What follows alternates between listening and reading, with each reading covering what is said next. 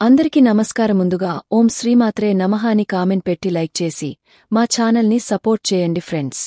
ఆషాఢ మాసంలో వచ్చే శుక్లపక్ష ఏకాదశినే తొలి ఏకాదశి గా పిలుస్తారు.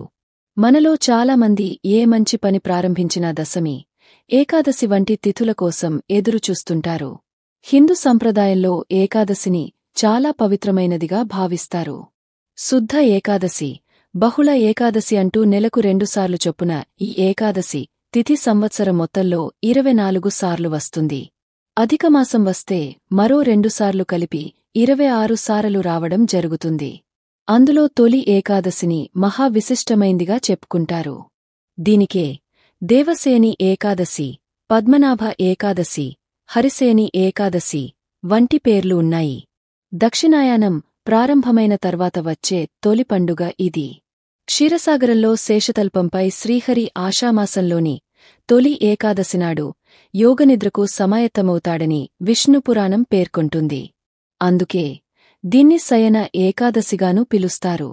అయితే అంతటి విశిష్టమైన పర్వదినం ఈ ఏడాది జూలై 6 ఆదివారం రోజు వస్తోంది. ఈ నేపథ్యంలోనే తొలి ఏకాదశి సందర్భంగా కొన్ని విధివిధానాలు పాటిస్తూ శ్రీ మహావిష్ణువును పూజిస్తే సకల సంపదలు, అష్టైశ్వర్యాలు సిద్ధిస్తాయి. తొలి ఏకాదశి రోజున దగ్గరలోని విష్ణువు సంబంధమైన ఆలయాన్ని సందర్శించాలి. అంటే రాముడు, కృష్ణుడు, నరసింహస్వామి, వెంకటేశ్వరస్వామి ఇలా విష్ణువు సంబంధమైన దేవాలయానికి వెళ్లి మహిళలు పంచరంగుల ముగ్గులు, 5 రంగులతో ముగ్గులు వేయాలి. ఇలా ముగ్గుల వేయడం ద్వారా విష్ణుమూర్తి సంపూర్ణ అనుగ్రహానికి పాత్రులు కావచ్చంటున్నారు పండితులు. శయన ఏకాదశి రోజు సమ్మార్జన చేస్తే చాలా మంచిది. సమ్మార్జన అంటే ఒక్కమాటలో చెప్పాలంటే దేవాలయంలో సేవ చేయడం. అంటే దేవాలయ ప్రాంగణంలో చీపురుతో ఊడ్చి ముగ్గులు వేయడం, భక్తులకు ప్రసాదాలు పంచడం, మొక్కలకు నీళ్లు పోయడం ఇలా టెంపుల్లో ఏదో ఒక విధంగా సేవ చేస్తే దాన్ని సమ్మార్జనగా చెబుతారు. సమ్మార్జన చేయడంతో పాటు ఏకాదశి వ్రతం పాటించడం చాలా మంచిదంటున్నారు. ఏకాదశి వ్రతం అంటే పాలు, పండ్లు మాత్రమే స్వీకరిస్తూ ఉపవాసం ఉండాలి. మరుసటి రోజు ద్వాదశి నాడు ఎవరికైనా అన్నదానం చేసి ఆపై భోజనం స్వీకరించాలి. అయితే రోజంతా పాలు, పండ్లు తీసుకుంటూ ఉపవాసం ఉండలేనివారు హరినక్తం పాటించొచ్చు. అంటే రాత్రికి గోధుమరవ్వతో తయారుచేసిన ఆహార పదార్థాలు తినవచ్చు. ఇలా చేసిన ఏకాదశ వ్రతం చేసిన ఫలితం కలుగుతుందంటున్నారు. కొంతమంది తొలి ఏకాదశి రోజు చాతుర్మాస్య వ్రతాన్ని పాటిస్తారు. అంటే శయన ఏకాదశి నుంచి 4 నెలల పాటు కొన్ని పదార్థాలు ఆహారంగా స్వీకరించరు. ఈ 4 నెలల్లో ఎక్కువ సమయం భగవంతుని పూజిస్తారు. దీన్నే చాతుర్మాస్య వ్రతం అంటారు. దీన్ని ఎక్కువగా యతీశ్వరులు పాటిస్తారు. తొలి ఏకాదశి రోజున తెల్లవారుజామునే లేచి ఇంటిని శుభ్రం చేసుకుని తలస్నానం చేయాలి. ఆపై పసుపు రంగు దుస్తులు ధరించడం చేయాలి. అనంతరం పూజా మందిరాన్ని శుద్ధి చేసుకోవాలి. తర్వాత లక్ష్మీనారాయణుల ఫోటో ఉంటే దాన్ని శుభ్రంగా తుడిచి గంధం, కుంకుమ బొట్లతో అలంకరించుకోవాలి. ఆపై చిత్రపటం ముందు వెండి ప్రమిదలో ఆవు నెయ్యి పోసి 3 వత్తులు విడిగా వేసి దీపం పెట్టాలి. తులసి దళాలు, చామంతి వంటి పసుపు రంగు పూలతో విష్ణుమూర్తిని పూజించాలి. అలాగే విష్ణుమూర్తికి ఇష్టమైన పూలు కొన్ని ఉంటాయి. తెల్ల గన్నేరు, నందివర్ధనం, తుమ్మి, జాజిపూలు వంటి వాటిల్లో ఏవైనా మీకు దొరికితే వాటితో స్వామివారిని పూజించినా చాలా మంచిదంటున్నారు. ఓం నమోహ నారాయణాయ, ఓం నమోహ భగవతే వాసుదేవాయ అనే 2 మంత్రాలు చదువుకుంటూ పూజ చేయాలి. విష్ణుమూర్తికి పచ్చకర్పూరంతో హారతి ఇవ్వాలి. అలాగే తీపి పదార్థాల్లో పచ్చకర్పూరం కలిపి వాటిని స్వామివారికి నైవేద్యంగా సమర్పించాలి. ఇలా తొలి ఏకాదశి రోజున విష్ణుమూర్తిని పూజించడం ద్వారా విశేషమైన శుభ ఫలితాలు పొందవచ్చంటున్నారు మాచిరాజు. విష్ణువు సంబంధమైన ఆలయానికి వెళ్లినప్పుడు సరి సంఖ్యలో ప్రదక్షిణలు చేయాలి. దీన్ని యుగ్మ ప్రదక్షిణం అంటారు. సాధారణంగా దేవాలయాల్లో బేసి సంఖ్యలో ప్రదక్షిణలు చేస్తుంటాం. కాని తొలి ఏకాదశి రోజు 2, 4, 6, 8 ఇలా సరి సంఖ్యల్లో ప్రదక్షిణలు చేయడం మంచి ఫలితాలను ఇస్తుందంటున్నారు. అలాగే విష్ణుమూర్తి ఆలయంలో ధ్వజస్తంభం దగ్గర దీపం పెడితే మంచిది. తొలి ఏకాదశి సందర్భంగా ఈ విధివిధానాలు పాటించండి. విష్ణుమూర్తి సంపూర్ణ అనుగ్రహం పొంది ఏడాదంతా శుభ ఫలితాలు సొంతం చేసుకోండని సూచిస్తున్నారు పండితులు. అయితే ముఖ్యంగా ఆషాఢమాసంలో ఆదివారంతో కలిసి వచ్చిన ఏకాదశి రోజు ఆడవారు ఎవరైనా సరే గోరింటాకు పెట్టుకుంటే కలిగే శుభఫలితాలు అంత ఇంత కాదు. గోరింటాకు పెట్టుకోవడం వాళ్ల కలిగే లాభాలు ఏంటో ఇప్పుడు మనం ఈ వీడియోలో తెలుసుకుందాము. ఆషాఢమాసంలో గోరింటాకు పండుగ జరుపుకోవడం అనాదిగా వస్తున్న ఆచారం. మహిళలు సామూహికంగా గోరింటాకు వేడుకలను ఆనందోత్సాహాల నడుమ జరుపుకుంటారు.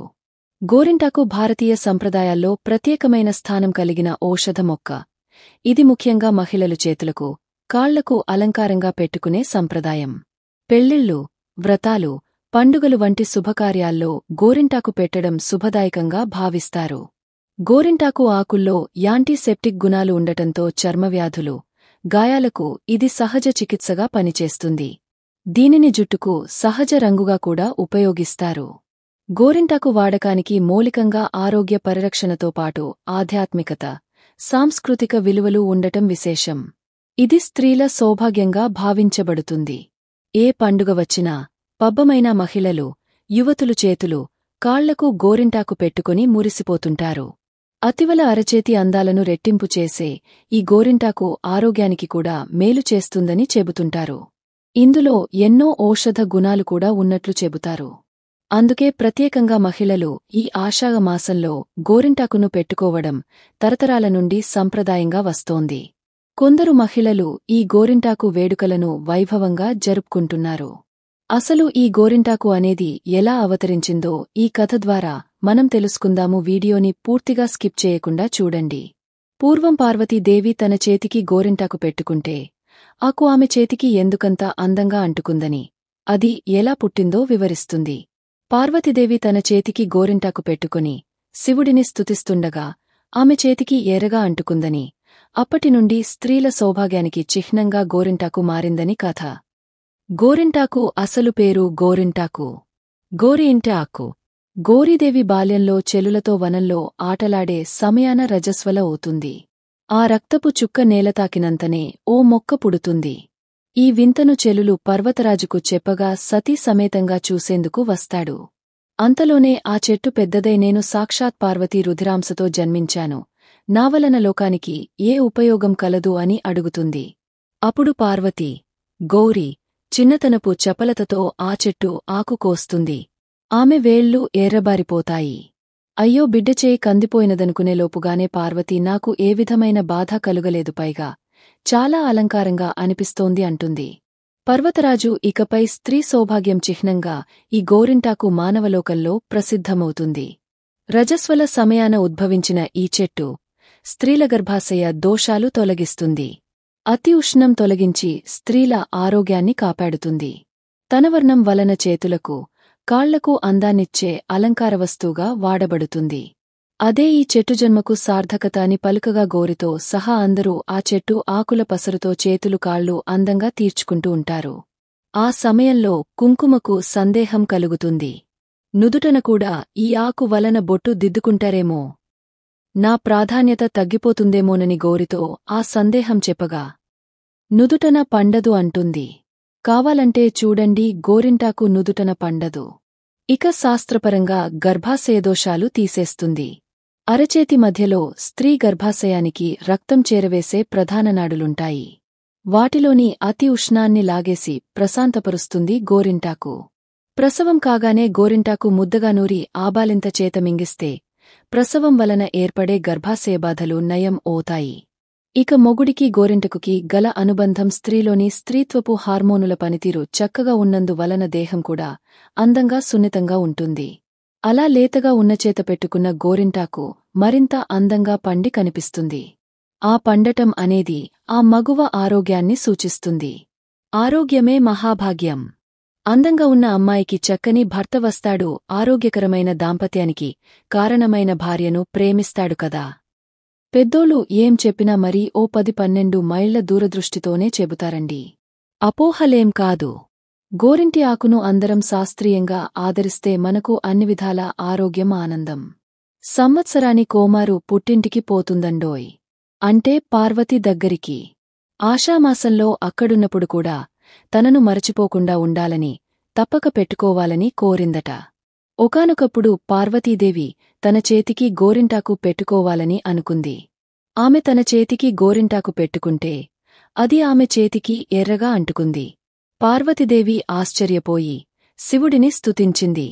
శివుడు పార్వతితో, ఇక నుండి స్త్రీలు సౌభాగ్యం కోసం ఈ గోరింటాకును పెట్టుకుంటారు అని చెప్పాడు. అప్పటినుండి స్త్రీలు గోరింటాకును సౌభాగ్యానికి చిహ్నంగా భావించి పెట్టుకోవడం మొదలుపెట్టారు. గోరింటాకు పెట్టుకోవడం వల్ల స్త్రీలకు సౌభాగ్యం కలుగుతుందని నమ్ముతారు. ఆషామాసంలో గోరింటాకు పెట్టుకోవడం శుభప్రదంగా భావిస్తారు. గోరింటాకు స్త్రీల శరీరానికి చలువ చేస్తుంది. ప్రసవం తరువాత గోరింటాకును స్త్రీలకు పెడితే గర్భాశయ సమస్యలు తొలగిపోతాయని నమ్ముతారు. గోరింటాకు పెట్టుకోవడం వల్ల స్త్రీలు మరింత అందంగా కనిపిస్తారని చెబుతారు. అందుకే ప్రతి ఒక్క మహిళలు కూడా తొలి ఏకాదశితో కూడిన ఆషాఢ ఆదివారం రోజు ఖచ్చితంగా గోరింటాకు పెట్టుకుంటే ఆ పార్వతీదేవి ఆశీర్వాదం దక్కుతుంది. మీ ఇంట్లో సిరి సంపదలు అష్ట ఐశ్వర్యాలు సాధిస్తాయి. మీ భర్తకి సకల సంపదలు ప్రసాదించి నిండు నూరేళ్లు ఉండేలాగా దీవిస్తుంది. అలాగే లక్ష్మీదేవి కూడా ఈ రోజున ఏ ఇంట్లో అయితే ఖచ్చితంగా ఆడవారు నిండుగా పసుపు, ఎరుపు, ఆకుపచ్చ రంగుతో ఉన్నటువంటి దుస్తులు అలాగే చేతికి నిండుగా గాజులు వేసుకుని కాళ్లకి పసుపు రాసుకుని నుదిటిన బొట్టు పాపిట్లో కుంకుమ పెట్టుకుంటే లక్ష్మీదేవి మురిసిపోయి మన ఇంట్లో తిష్ట వేసుకుని కూర్చుంటుంది. ఏ ఇంట్లో అయితే స్త్రీలు నిండుగా ఉంటారో ఆ ఇంట్లో లక్ష్మీదేవి కొలువై ఉంటుంది. అలాగే మీరు దీర్ఘసుమంగలిగా ఉండేలాగా ఆశీర్వదిస్తుంది. ఈ రోజున ఎట్టి పరిస్థితిలోనా నాలాటి దుస్తులు ధరించరాదు. అయితే తొలి ఏకాదశి వేళ కొన్ని పనులు చేస్తే ఇంట్లో దరిద్రం వచ్చి చుట్టుకుంటుందని పండితులు చెబుతున్నారు. ముఖ్యంగా ఈ రోజున అన్నంను అస్సలు తిననొద్దంటారు. అంతేకాకుండా మద్యం, మాంసాహారంలకు దూరంగా ఉండాలి. కటింగ్ చేసుకోవడం, షేవింగ్ వంటి వాటికి దూరంగా ఉండాలి. అంతేకాకుండా గోర్లు కత్తిరించడం వంటి పనులకు దూరంగా ఉండాలి. ముఖ్యంగా ఈరోజు తులసి దళాలను అస్సలు తెంపకూడదు. చీపుర్లను ఇంట్లో నుంచి బయటకు పడేయకూడదు. పగటిపూట నిద్రపోకూడదు. ఒకరి గురించి నిందలు వేయడం, గోడవలు జరిగేలా అస్సలు మాట్లాడకూడదు. రోజంతా శ్రీమహావిష్ణువును ధ్యానిస్తూ ఉంటూ వీలైతే ఉపవాసం చేయాలి. ఒకవేళ ఉపవాసం చేసే ఓపిక లేకుంటే ఏదైనా పండ్లు, పాలు తాగి కూడా ఉపవాసం చేయవచ్చు. ఆ రోజున ఎంత వీలైతే అంతగా ఆ దేవదేవుణ్ణి ధ్యానిస్తూ సత్యనారాయణ వ్రతం, విష్ణు సహస్రనామ పారాయణంను చేయాలి. ఈ విధంగా చేస్తే ఉన్నటువంటి దోషాలు, చెడు ప్రభావాలు పోయి అందరికీ మంచి జరుగుతుందని పండితులు చెబుతున్నారు. మీకు ఈ వీడియో నచ్చితే తప్పకుండా లైక్ చేసి షేర్ చేయండి. మరిన్ని మంచి వీడియోస్ కోసం మా ఛానల్ని సబ్స్క్రైబ్ చేయండి. ధన్యవాదాలు.